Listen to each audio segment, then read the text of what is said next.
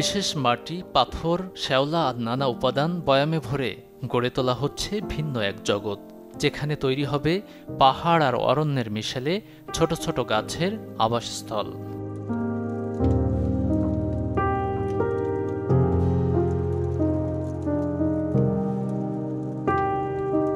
বন্দি বোতল আর জারে এভাবেই জন্ম নিয়েছে শত শত গাছ।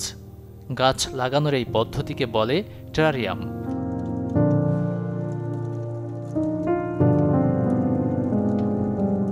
সূক্ষ্মভাবে খুব কাছ থেকে দেখলে মনে হতে পারে এ যেন পাহাড় আর অরণ্যে ঘেরা ভিন্ন এক পৃথিবী।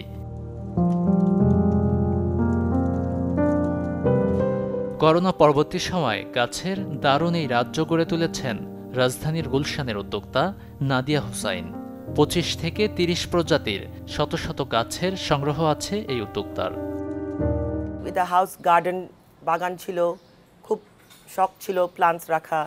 তো যখন সবার অ্যাপার্টমেন্টে শিফট করা হলো, তখন খুব স্যাড লাগতো যে বাসার মধ্যে কোনো প্লান্টস দেখা যাচ্ছে না, গ্রিনারি ফ্রেশ লাগে না। সো তখন আমি যখন দেখলাম এই টেরারিয়াম জিনিসটা, আমি খুব ফ্যাসিনেটেড ছিলাম। তো ভাবছিলাম যে বাসার ভিতরে এখন রাখা যাবে গ্রিনারি প্লান্টস, সেই জন্য।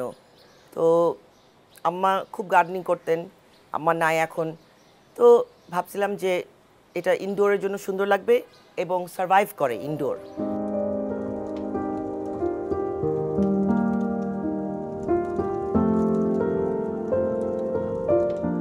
দেশি বিদেশি নানা গাছ আর পাথরের মতো উপাদানে তৈরি হয় টেরারিয়াম। তবে এখানে প্রয়োজন পড়ে না আলাদা পানির, ঘরের মতো ছায়াযুক্ত স্থানেই বেড়ে ওঠে তা। যদিও যত্ন নিতে হয় নিয়মিত, এমনটা জানালেন এই উদ্যোক্তা।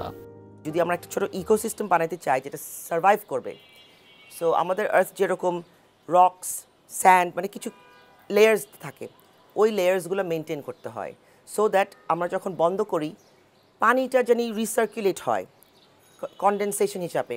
সো পানিটা রিসার্কুলেট হয়, ওটা উপর থেকে আবার ডাউন হয়, ডাউন থেকে কয়লা, চারকোলটা পিউরিফাই করে, আবার যখন লাইট দেওয়া হয় কনডেনসেশন আবার এরকম হয়। সো ওইভাবে যারা পারেন না টেরারিয়াম তৈরি করতে, কিনে সংগ্রহ করতে পারবেন এই সৃষ্টিকর্ম।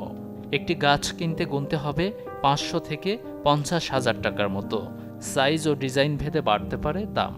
সঠিক যত্নে টেরারিয়াম বাঁচানো যায় যুগের পর যুগ।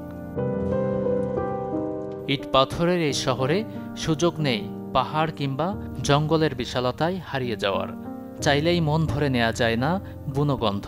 তবে টেরারিয়াম বা কাঁচের পাত্রে করা বাগান থেকে ঘরে বসেই পাহাড় আর সবুজের মেলবন্ধন উপভোগের সুযোগ পাওয়া যায় খানিকটা, যে চেষ্টায় চালিয়ে যাচ্ছেন নাদিয়া হুসাইন।